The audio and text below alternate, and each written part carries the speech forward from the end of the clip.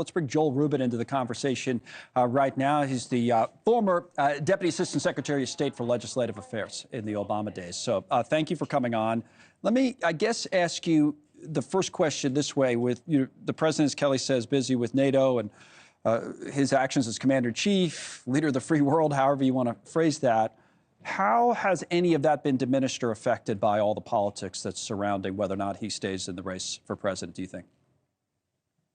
Well, Connell, it's really great to be with you to talk about this issue right now, because the NATO leaders across the board are grateful that Joe Biden has been president for the last 3.5 years. What we're watching is a revitalized NATO. We're seeing it here in Washington with all 37 member countries represented.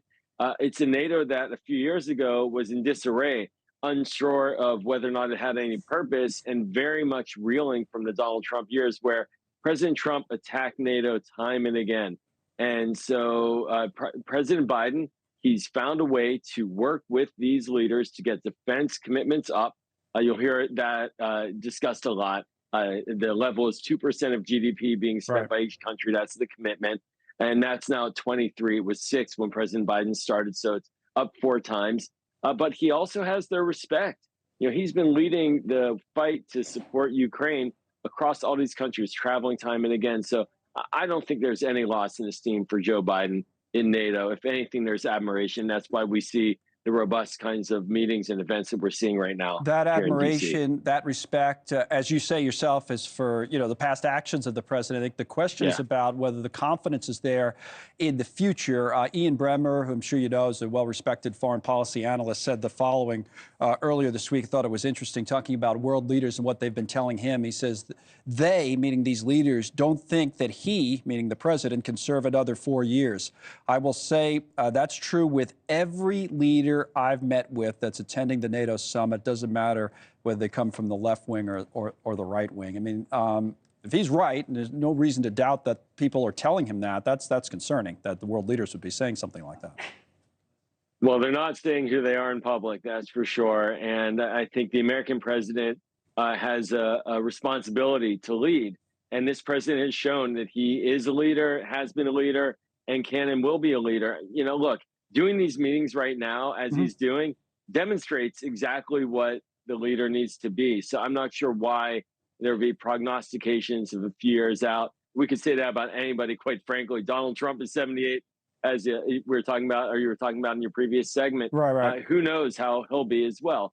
I think facts and actions are what need to be used to judge, not innuendo and nameless quotes. I think the question is whether they're observing him in person, as they did, when he was in Normandy, as they're doing this week in Washington, and the conclusions maybe they're drawing from that. Now, Ukraine is obviously one of, if not the biggest issue that many of these world leaders are facing. I thought it was interesting what Zelensky, the Ukrainian president, had to say about our politics. How he basically says everybody around the world is looking forward to November. Let's listen.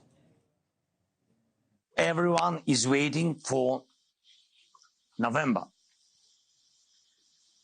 Americans are waiting for November.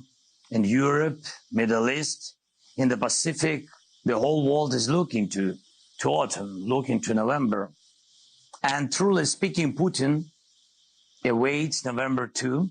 Putin awaits November 2. So this is this idea that maybe the world is preparing, if they have to, for another Trump administration, right? I mean, that seems to be what he's alluding to.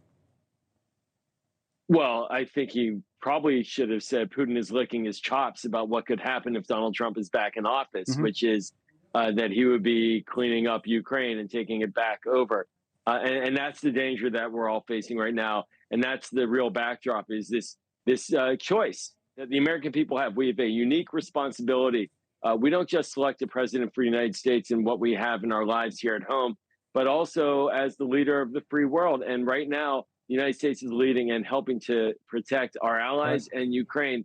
And Donald Trump would do the opposite. And I think that's why President Zelensky is putting it in that start of a choice. They have to be prepared for all scenarios, but he certainly does not want to see that scenario take place. Thanks so much for watching. Just go to joinnn.com to find News Nation on your television provider. And don't forget to click the red subscribe button below to get more of News Nation's fact-driven, unbiased coverage.